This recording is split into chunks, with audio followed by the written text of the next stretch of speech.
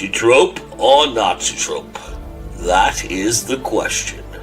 And whether you choose to behold its merits, align its purpose, or disavow its petulance and codify its moroseness, one will be drawn for all time. Conversations will be had, and its sacred keeper, the one AF Stewart, may reside over this procedure, but make no mistake, it is you, the Horde, playing judge, jury, and executioner. And while civil tongues will prevail, the question remains, even if sullen by blood, is it time to answer the call? To trope or not to trope?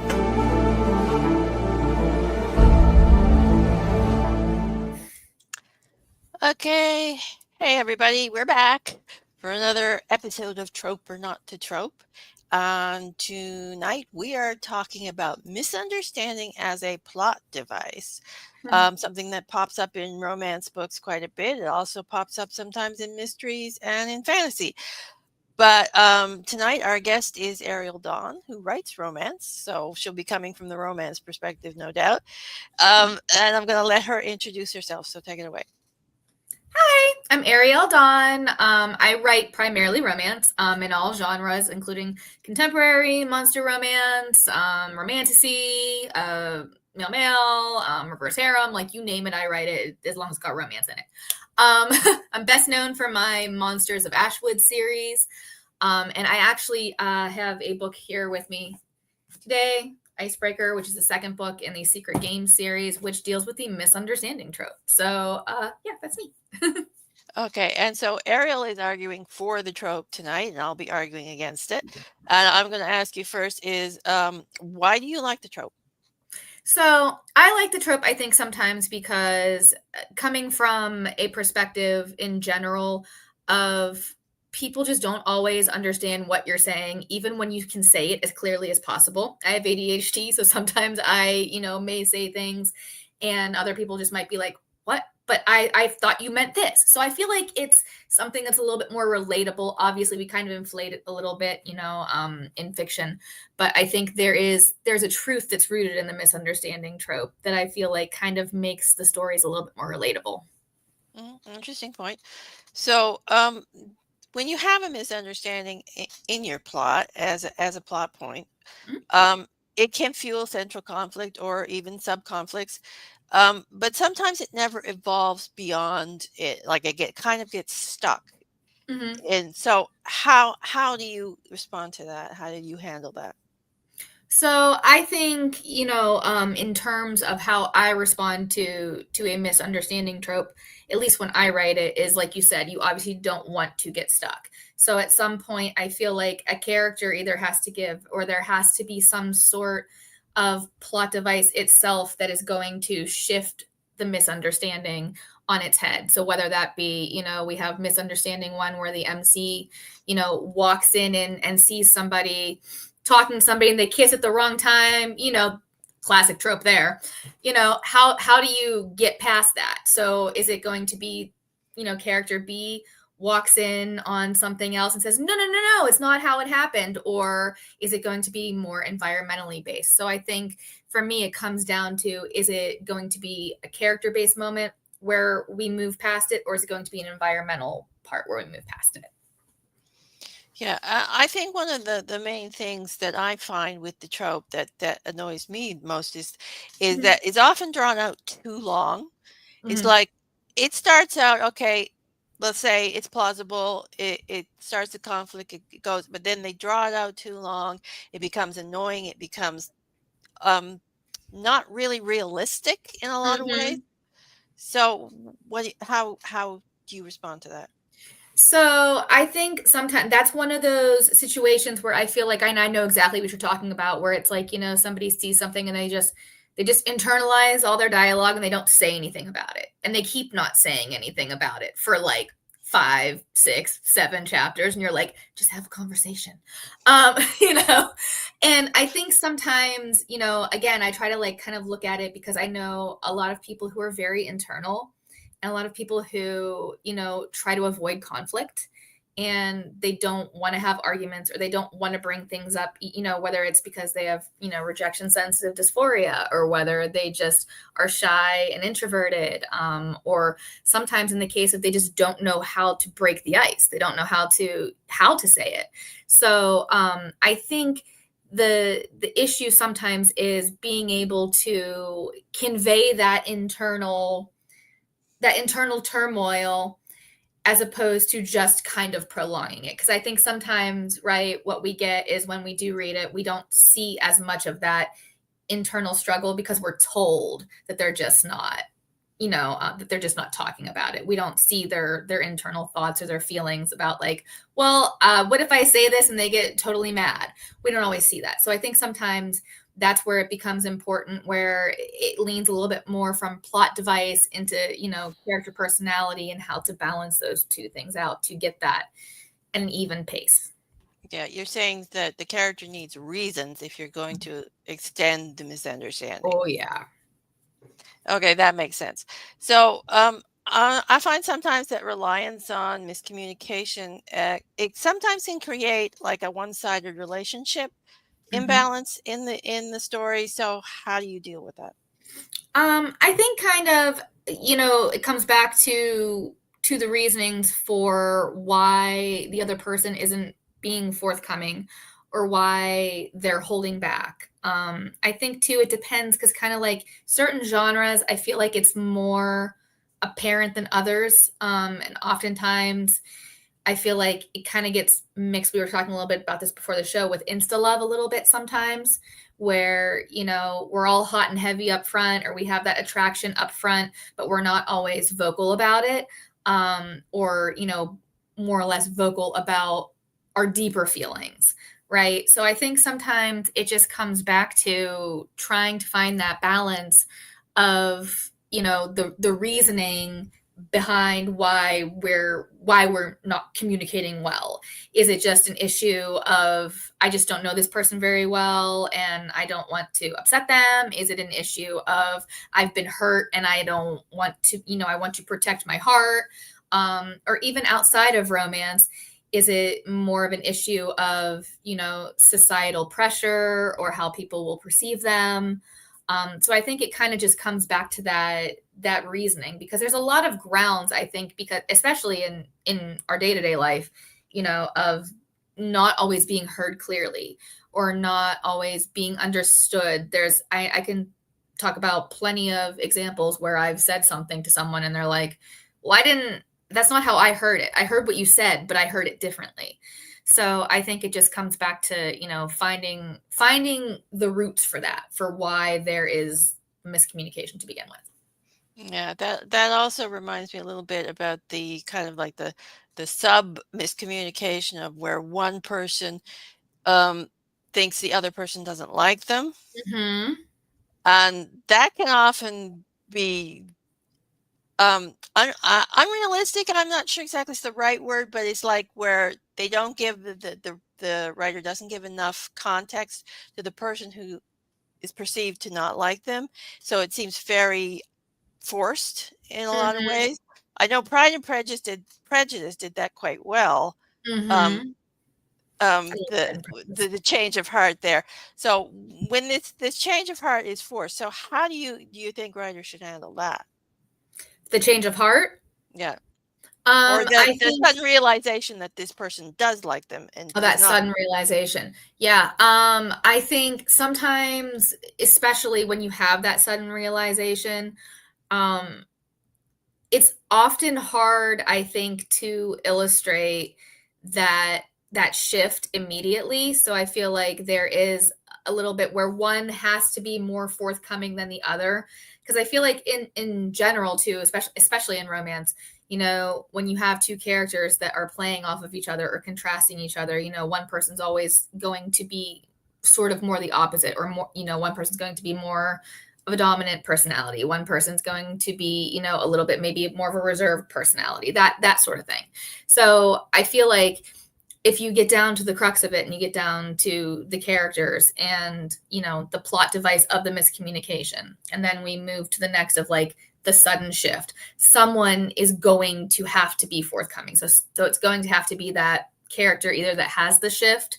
And I feel like in that sense, it's usually they're a little bit more vocal about it, or it's the person who's suddenly realizing, oh no, they don't hate me. I think they actually like me. And so then we have that realization that times I feel like is more internal. So I think it just depends on the type of characters you have, and it depends on how you're going to be forthcoming. Are you going to be more vocal about it? Is it going to be more of an internal thing? And once again, how do you balance that? So. Yeah, definitely.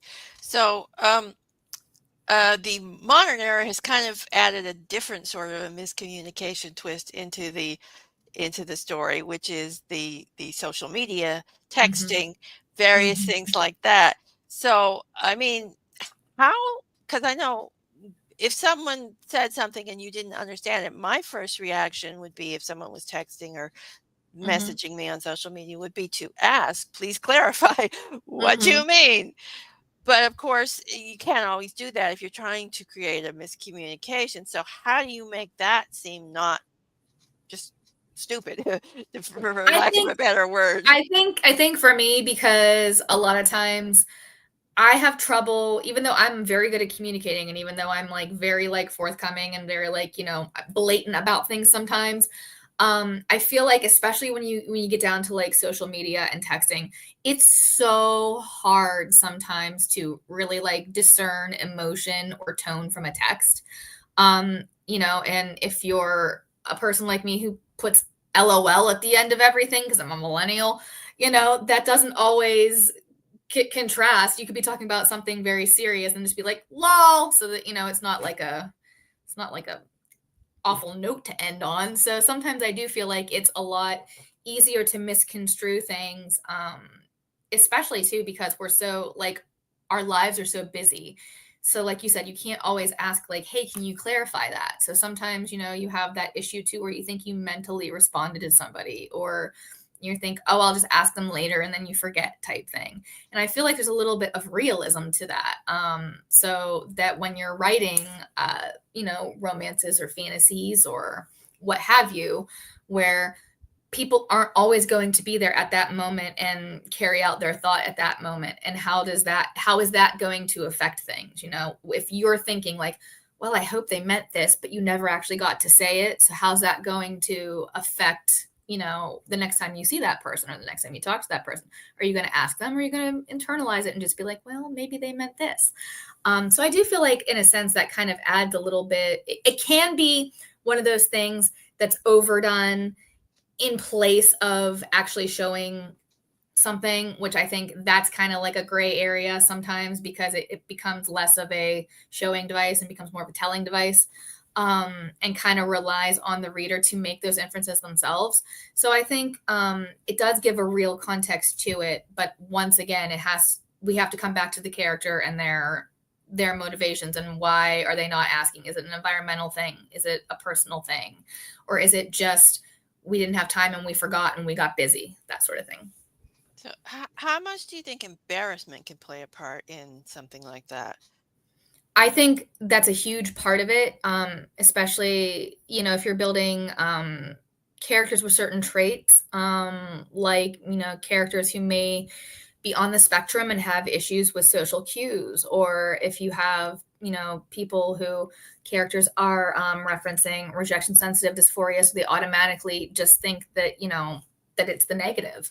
Or you have characters like me who are ADHD and just literally mentally respond but don't always remember, and then you don't want to ask because you're like, bring it up if I'm not bringing it up, that sort of thing. So I do think embarrassment definitely plays a factor, especially when you're looking at especially text, social media, that sort of thing, where you can't discern the emotion because you can't see a face or you can't hear the tone of a voice. And I think, if used right, that's a good plot twist. It's a good plot device. Only I think in the aspect where you have to be able to show that, whether it's intrinsically or outwardly, you have to be able to show it and not just rely on the reader to make that inference themselves. Yeah. So, and going far the other way now into historical romance. Historical romance uses miscommunication a lot, and they rely on societal norms that restrict open communication quite a bit.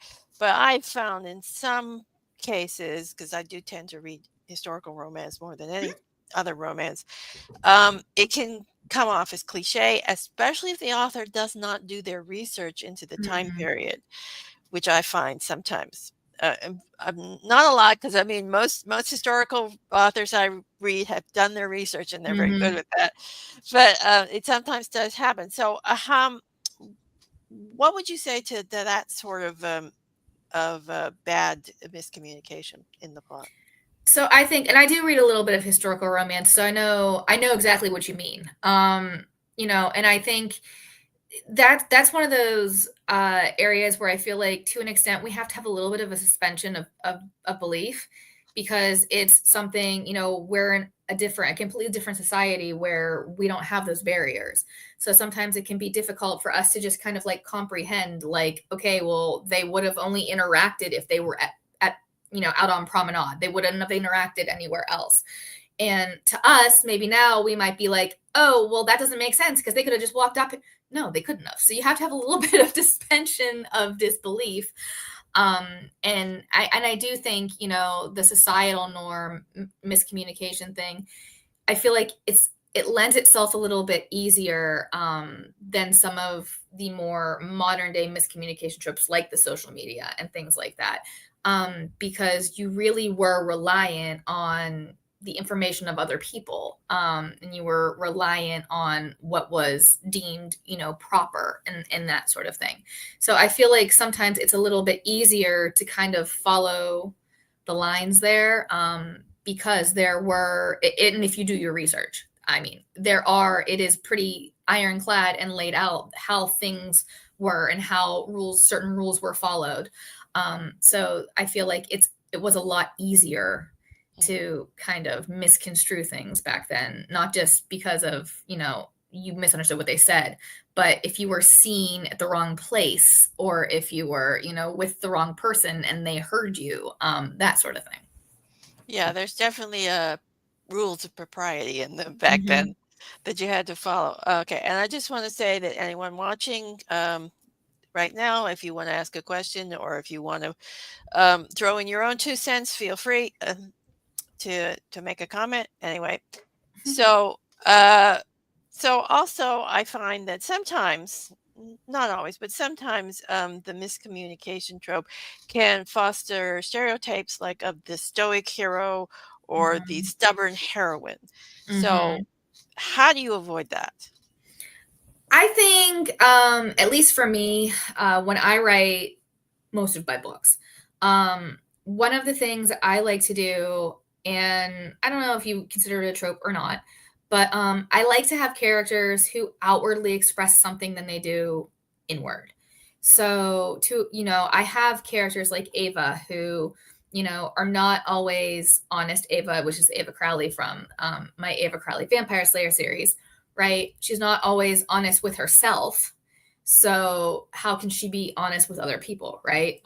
So I feel like you have certain characters that, yes, they can kind of get, typecasted as being stubborn or just like whatever.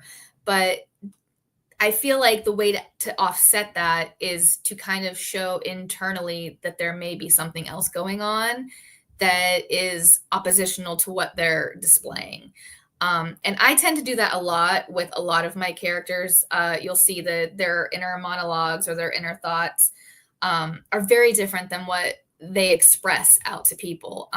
And one of the things I love about romance is being able to twist those narratives, and to be able to show that second layer or that third layer beneath, and to be able to show that to somebody else, right? So I have many characters who you would classify as the stoic hero, right? And they seem like they've got it all together and they're courageous and they're brave, but like inside they're crumbling and they're like, I don't know what the heck I'm doing. I'm winging it by, like the skin of my teeth here, like, and just have that kind of contrast.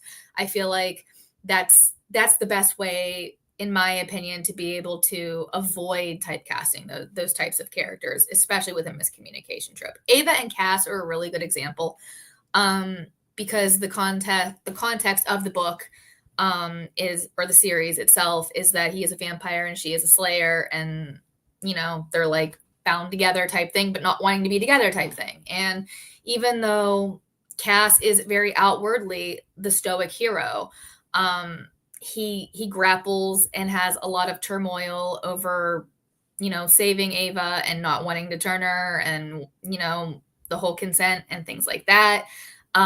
But when you read him, when you read his internal thoughts, and then you see him from Ava's point of view and how he is outwardly, it's completely different. And so I feel like that's one of those layered context things. Alex and Mac is another really good example from my upcoming book, Icebreaker, which comes out on July 18th. It's the second book in the Secret Games series, and that series deals with a lot of miscommunication in the entire series. But Max and Alec are very, they don't talk. They're not talky guys, like, very much. And so you have the issue there, kind of like you brought up earlier too. How do you move things when you're not talking about it, right? And so in that instance, we have a lot of their inner dialogue, Mac and Alex inner dialogue, and how they feel about each other, but they're not always being honest about how they feel about each other. But yet somehow they just kind of keep going, and we just kind of stick our heads in the sand, and we don't want to acknowledge it. If we don't acknowledge it, it can't change. And getting to a point where change is inevitable, whether it's change that is brought on by them or whether it's change that is brought on by the environment. So I think, bringing it back, it all really kind of has to depend on what you're displaying outside to the reader and what you're displaying inside to the reader.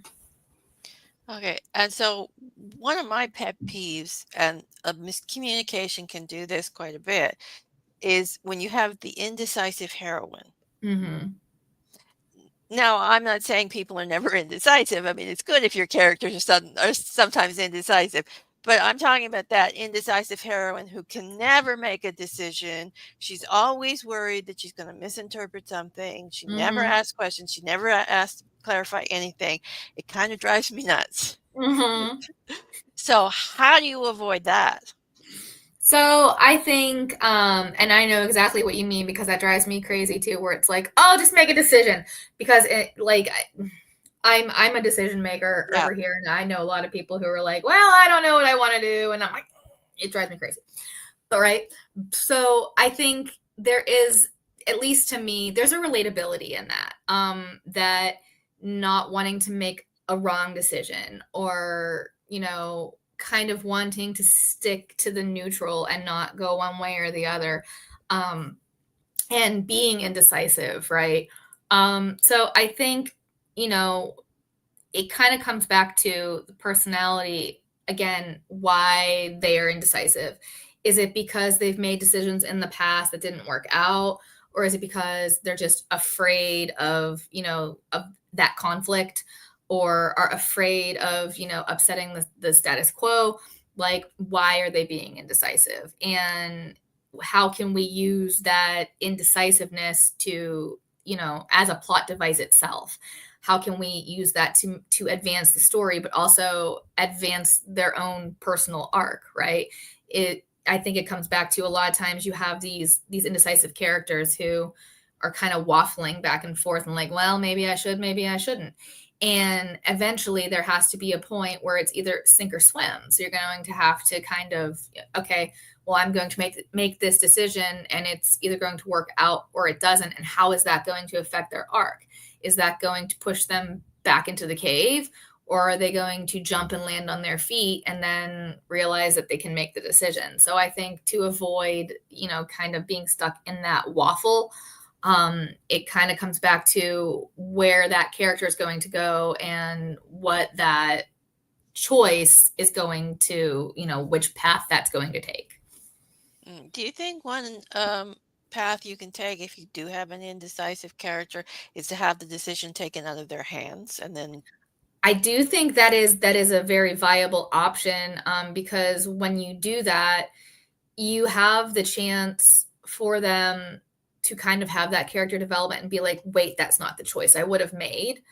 Or you have the choice to kind of be like, okay, well, now I don't have to worry about that. And both are kind of valid. It depends on, what your hero or your heroine is like, who takes that decision.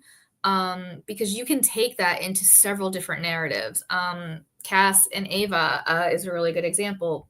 Ava was literally dying on the floor of a frat house basement, and the only way to save her was if he bit her. And Cass didn't want to, didn't want her to die, so he bit her. But there are consequences with that. And making that choice. And so that choice was taken from her. And she obviously feels bitter about that. She obviously wanted to live, but she did not want to be bit by a vampire.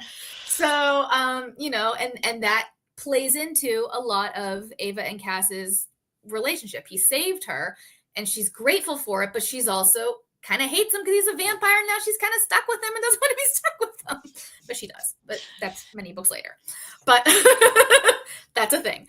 But so I think, when you do take that choice out of, the characters out of their wheelhouse to be able to make that choice, it becomes more of a conversation of, well, what does the removal of that do for the character? Is that, something that's going to advance their arc, or is that something that's going to set them back, or is that something that is going to cause a greater conflict down the line? Yeah, definitely. So another one of my pet peeves, and not always, I will say sometimes this is done well, more than often it's not, is the sacrificial hero, when either the guy or the girl deliberately creates the misunderstanding to either save them from the relationship or save them from an outside danger. Now, Castle, the TV show Castle did that, and they didn't. It was just awful. I did know. not like that. Listen, I love Castle. Yeah. Forever. Yeah, but yeah, that whole plot line was just it was a very blatant attempt to keep them apart.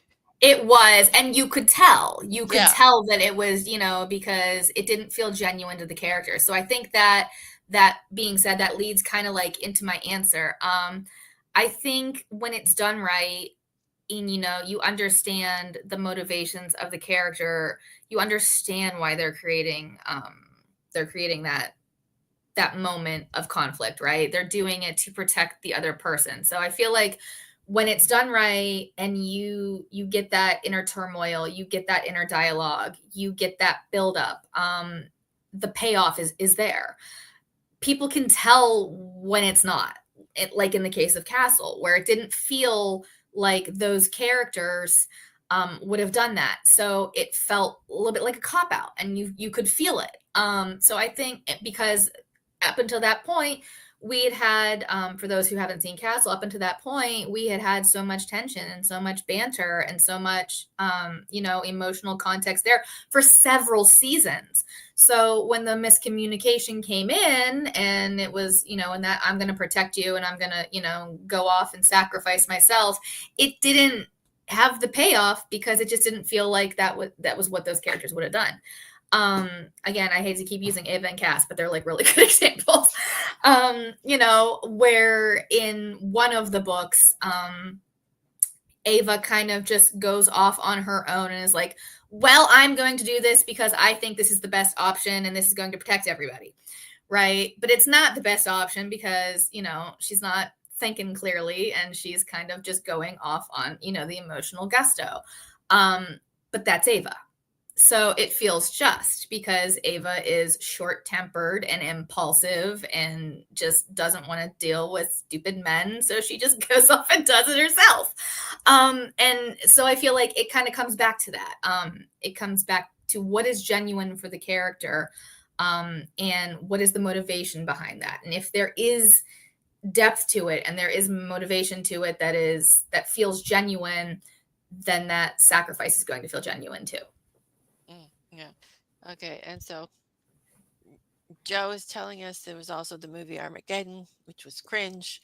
And yes, a lot of that movie was cringe.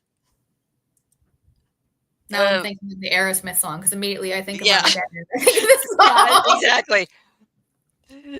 Okay, so one of the things that you hear a lot of with the misunderstanding trope is that the lack of questioning, the lack of clarification can seem unrealistic in some cases. So, how do you avoid falling into that trap?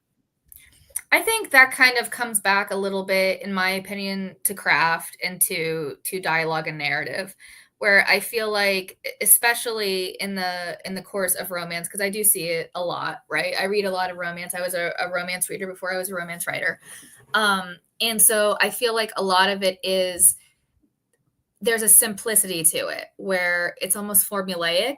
So, you kind of know the narrative or you kind of know the formula.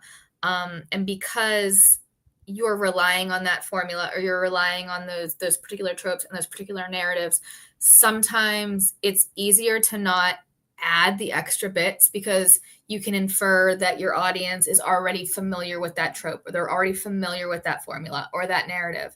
So there's that inference or that assumption can take away a little bit of that description and that emotion and that turmoil and kind of lean a little more towards the telling end of things.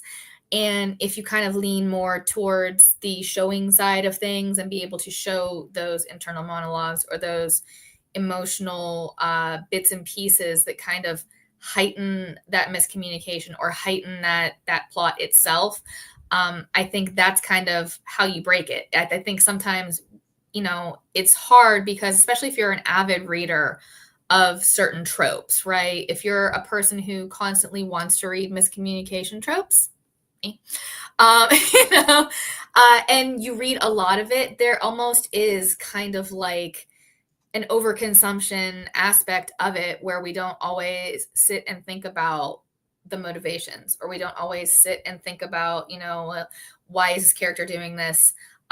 Or what is the reason that they're doing this? Or what is the outcome that we're trying to achieve? A lot of times we're just sitting down and we're just binging it very fast.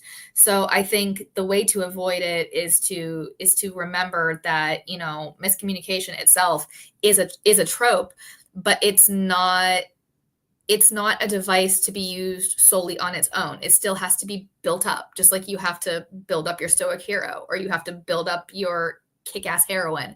You have to add layers. You can't just throw the miscommunication in there and just be like, well, it's there and I don't need to explain it because my reader understands it. You need to explain it. You need to build the layers. I think that's how you avoid that. Definitely. So what do you think about the third party interference part of the that's often used in the miscommunication trope? I mean, Othello's the classic one. Mm-hmm. Oh, I love a good meddler.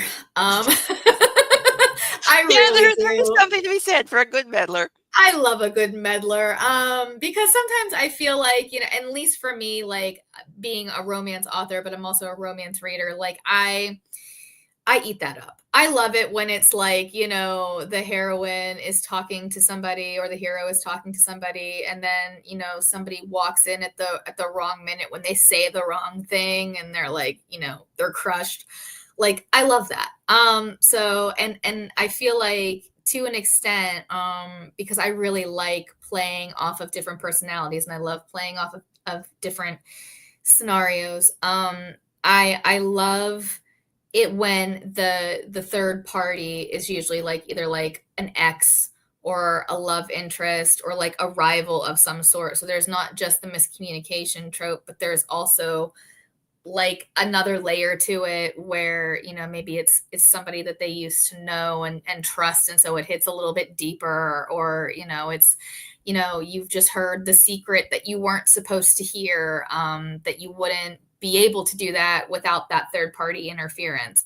And I think sometimes the meddler can, it can be one of those like chaotic good, chaotic neutral, type things, or they can be, completely villainous in why they're meddling. So I think it always adds a fun context too, because essentially when you have your miscommunication tropes, a lot of times usually it's between two people, you know, who just aren't talking, Alex and Mac.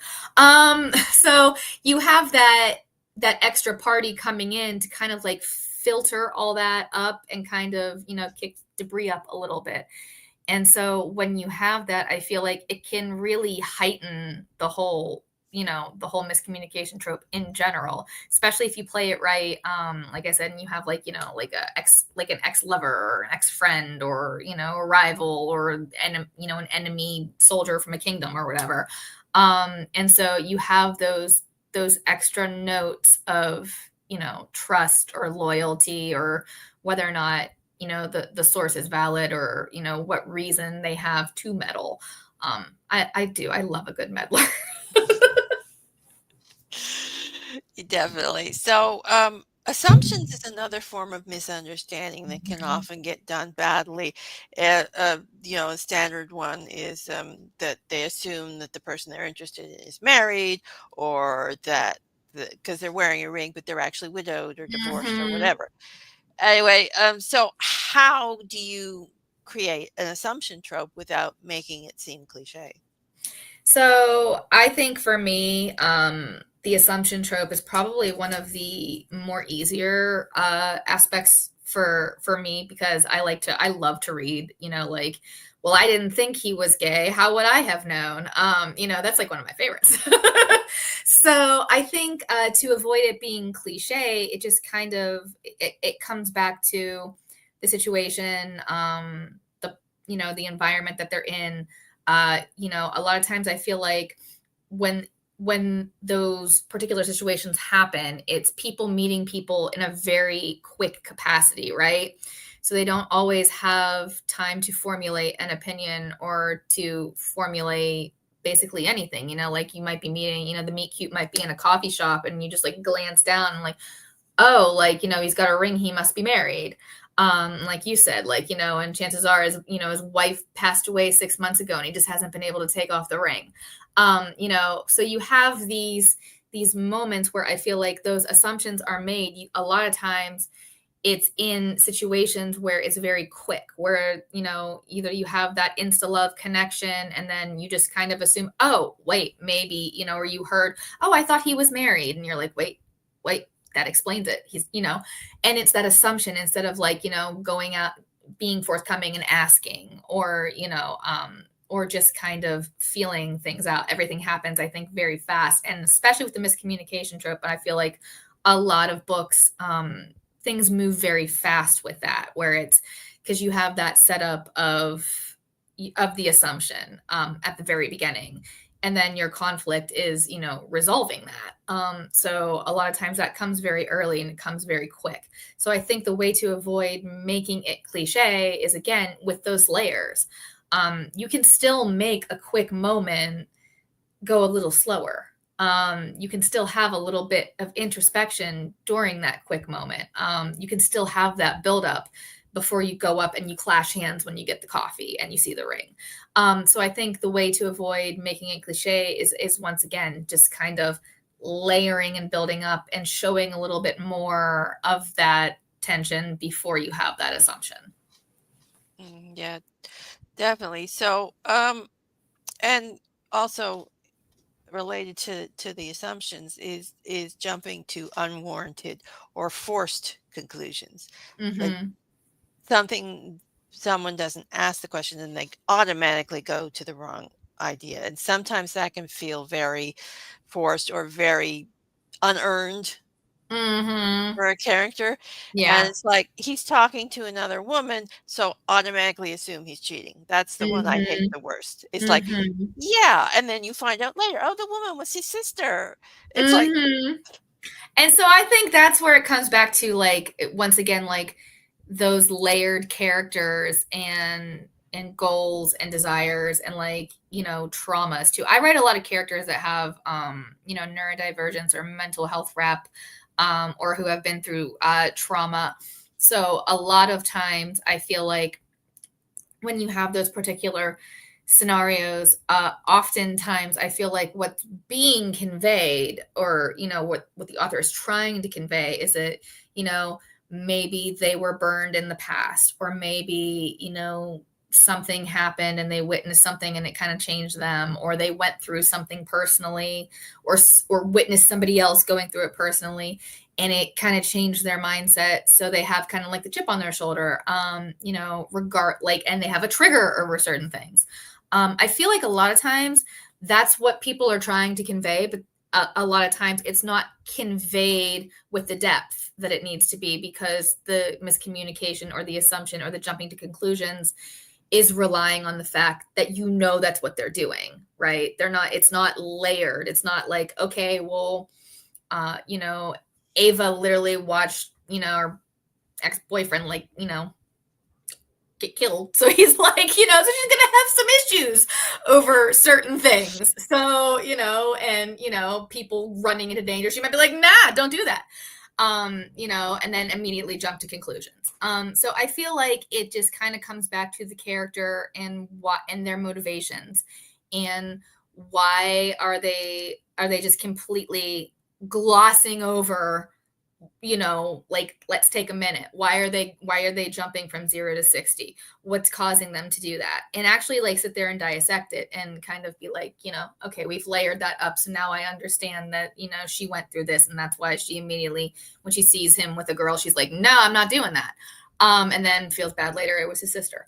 So yeah. On the opposite side of that too, this is another thing that bothers me about that particular scenario, is that the guy always forgives her too quickly. It's like, that bugs me a little bit. I mean, I'm not saying he shouldn't forgive her, because people make mistakes, they do stupid things. I'm just saying it shouldn't be quite as quick as a lot of shows and authors and movies portray it, I think. No, I agree. And I think a lot of times that does fall back into that assumption that the audience is just because they know that it was the miscommunication, or they know that they're just going to accept immediately that he's going to be like, yeah, okay, that's cool, I'm not mad at you. Yes, like, he should be mad at her. Yeah, He right? should call You'd be her out. excuse me. Hey, you should go to therapy for this, people. Yeah, right. Yeah, it's like, because I mean, really, because that's just a bad foundation for a relationship, I think, because a lot of it can stem from jealousy, or like you said, insecurity, and that should be fixed, because it's only gonna get worse, And I think that's what it comes back to, at least for me. Like, one of the reasons why I like reading the miscommunication trope, and why I like writing it, because I do feel like there is a sense that it can be used as a really good plot device to show growth, and it can show personal development, and it can show and it can miscommunication itself can be a good plot device to move the story. But it just has to come back to, there has to be solid reasons for it, and there has to be solid reasons for the character to have that, to either to not be as forthcoming or to jump to conclusions. It has to feel genuine to the character. So I think it is a really, really good and relatable trope to write, as long as you can display the proper layers for the characters to be able to use that as a device. Okay, so another one that kind of annoys me a little bit is that sort of arrogant alpha male that paranormal romance has a lot, where the guy's all bossy and kind of borderline cringe as far as treating women go. But then they show, but he really has a heart of gold, and then they kind of gloss over all his past behavior. It's like, to me, that says, run, heroine, run. He's gaslighting you. I love a good broody alpha male. Now, don't get me wrong, I like a good broody guy too, but I mean, you really don't gloss over his bad behavior if he's been kind of iffy there. And I think, and again, I think that comes back to, especially like those types of characters, you have like, and it is very common in a lot of the paranormal romances, and I read a lot of paranormal romance, and I read a lot of it. So, and again, I love reading it. So, but I think it comes back to that intrinsic motivation, and like, you have certain characters that lend to certain stereotypes. And when you're writing in general, obviously, like stereotypes are a device, just like, just like tropes are. But the difference is whether or not you layer that to give it an underlying, like, I keep saying layer, but like an underlying level of why this person is this way, instead of just this person is this way. And I see that a lot, especially with paranormal romances. It's really, really big in reverse harem and why choose, where you have these very like gruff alpha type characters who, emotions, and like, we're not going to talk about stuff. We're just going to like make a decision and like, that's that. And the differences between the ones that do it well and the ones that are kind of more service value is the depth. There is, is this particular person just making these decisions and acting the way that they're acting because we're relying on the audience to just infer that that's all the information that we're trying, to just get out there without layering it? Or is this character, acting the way they are because we've shown, their past trauma or their past experiences or their societal pressures or whatever? And so I think, it's just, that's I think the biggest takeaway is knowing when to assume that your audience can infer something and know when you have to show it, right? Because you can tell all day long. And a lot of books utilize that, and they're successful and they're great. I'm not knocking that, but you also need to know when to show it to elevate that as a plot device itself. I would also say heroines just call him out on his bullshit too. So, okay, so you also write YA. So, and miscommunication with teen movies, teen books, that's frequent. Mm-hmm. So how do you avoid making that stereotyped? Because, that can go downhill very fast. It can. And I think too, and that's one of the things that's I like about writing YA, and I also like about writing adult romance. But when I go from writing adult romance to YA, there's a little bit of a challenge there because of having to have that mind frame of a young adult, right? And when you get down to that, you have to remember that young adults don't have fully formed prefrontal cortexes and don't always make the best decisions, right?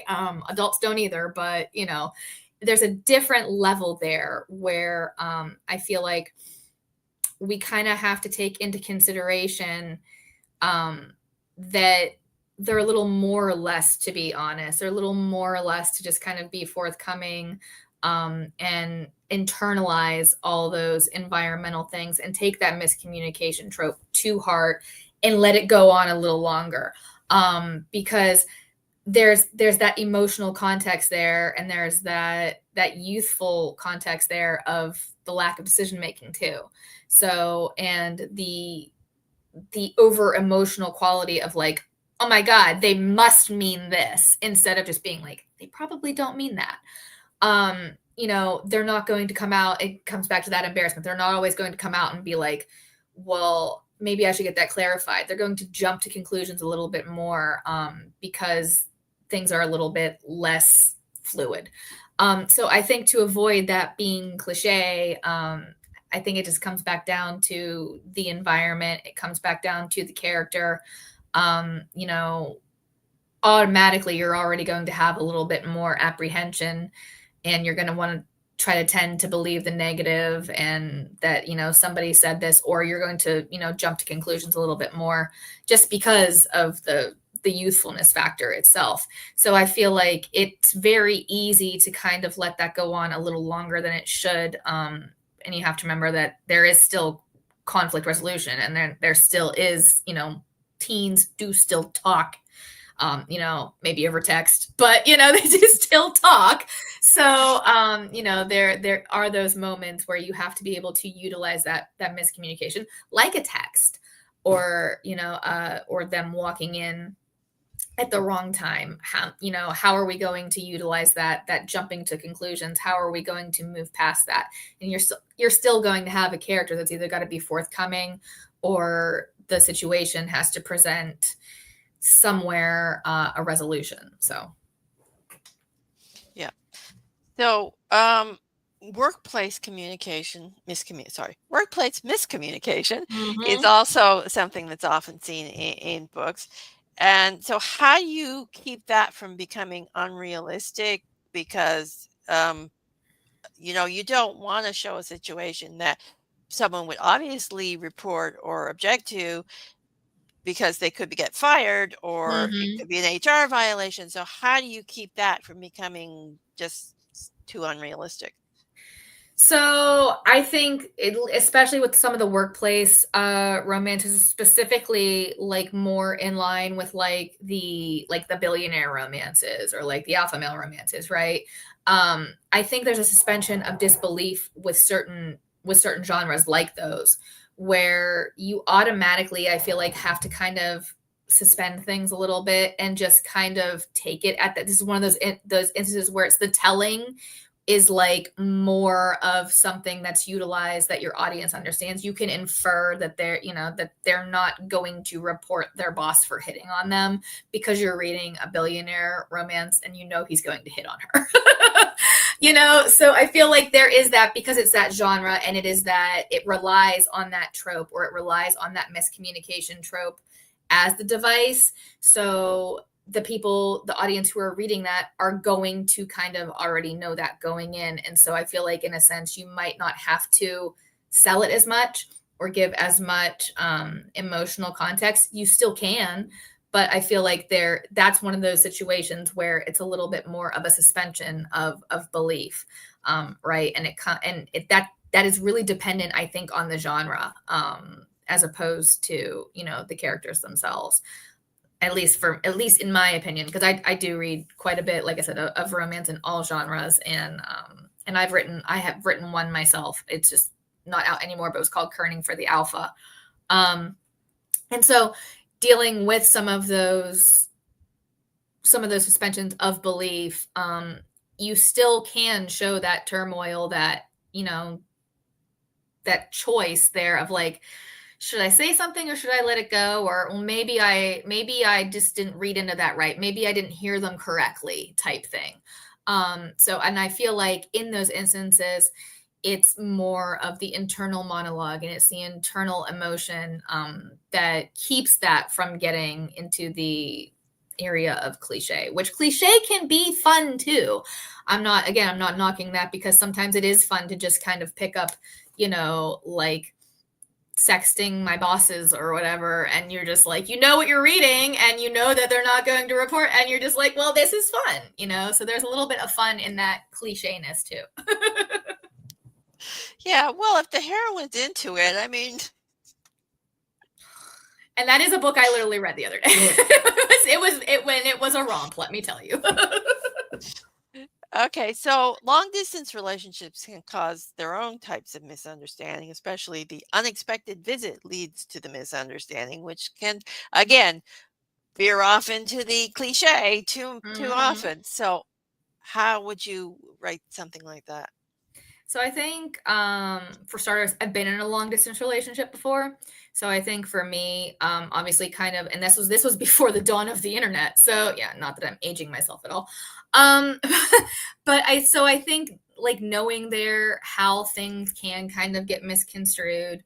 I feel like that's one of those ones that kind of lends itself a little bit easier, like you said, to the cliche, and like finding that balance between it.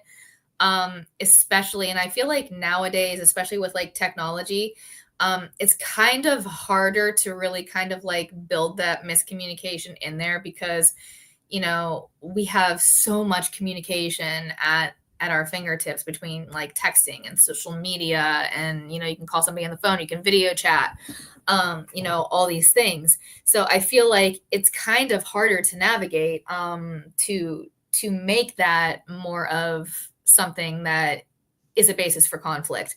So you kind of have to really try to keep reinventing things, which can be done. and coming up with creative new ways to be like, well, I just didn't answer my phone. Or, well, maybe I'll just call them at this time because they're obviously not home, instead of just assuming, well, maybe they're out with somebody, that sort of thing. But I also think that in that same breath, depending on how you use it, right, it can be a very solid base for a miscommunication trope. The flights got messed up, and my phone died, so I didn't know you were coming home early. That sort of thing. Or the surprise of I went to this place to go meet you, and you weren't there. Why weren't you there? Because they ran into somebody else and didn't have the time to text or whatever. So I think it just kind of like comes back down to the characters themselves, and what feels genuine for them, and how to utilize that, especially in a long distance relationship, right? Because I feel like, especially with long distances, and you're talking about people who are in one country or another, or one state or another, or they're hours away, or there's time differences and things like that. I feel like it can be utilized really well, but there's a lot more detail, I think, that goes into that, rather than just using it as a plot device itself. Again, it's with you have to layer things. You have to be able to kind of build that in. Yeah. And one other miscommunication device that can go awry quite badly is the lie miscommunication, where one person has told a lie and it has slowly snowballs, and it can go past the point of fun into absurdity. So how do you stop it from going past that point? I think the way you stop it from going into absurdity is either the force of it coming out, or the discovery. And both ways, like whether it's the force coming out lie, like they walk into the room and they hear it, or it's the discovery of like them just kind of coming out with it, and actually being honest, and not like lying anymore, just be like, I wish I would have told you, that sort of thing. I think it kind of depends, because it goes back to the character and their motivations, and why they told the lie, why they're holding on to the lie, why they can't be honest, right? And I think, again, that it depends on the genre, and it depends on the trope. Because when you have a trope like fake dating, I'm doing a fake dating right now, where and the book actually comes out in August. It's Jacob, part of Foxy's Renegade, and which is a male retelling of Pretty Woman. So I'm going to use Pretty Woman as my example. You have the lie in Pretty Woman, where Richard Gere brings Julia Roberts as his date, and to try to woo people, and he's got that lie that she's just like his girlfriend or his date or whatever, right? And that lie is based out of him trying to win somebody over. So what do they have to lose if that lie becomes visible, right? So I think it comes back to the characters themselves and their motivations for having that lie.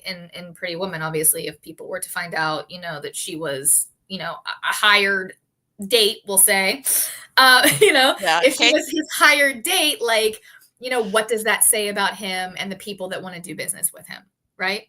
So it comes back to, he held on to that lie, for selfish reasons, for, success and advancing his career. So that by that lie coming out, that would have been detrimental to, to him personally. So I think like it just really depends on, especially the trope of like why the person lied, and, what do they stand to lose if the truth comes out. Yeah, definitely. Okay, so we're at the end of the hour here, so we're going to wrap it up. It was a great discussion. I think we successfully dissected the trope nicely. And I'll let you tell everyone where they can find you and your books. Yes, I'm Ariel Dawn. You can find me at www.ariel-dawn.com. I am pretty much everywhere you buy books. I am on probably every social media platform. There is, even ones that haven't been created yet. I'll be there. And my Upcoming books, I have Icebreaker, which uses the miscommunication trope, which comes out July 18th this month. Broken Vows is the first book in that series. It is already out. You can go read it. I have another miscommunication trope book coming out this month, or not this month, next month. That is August, and that is Jacob. It comes out on August 8th. And I also have a fun Why Choose vampire book coming out this month on the 24th called Rejected Vampire. And that's me. Okay, that's it for this episode. And remember, it's always time to go indie now.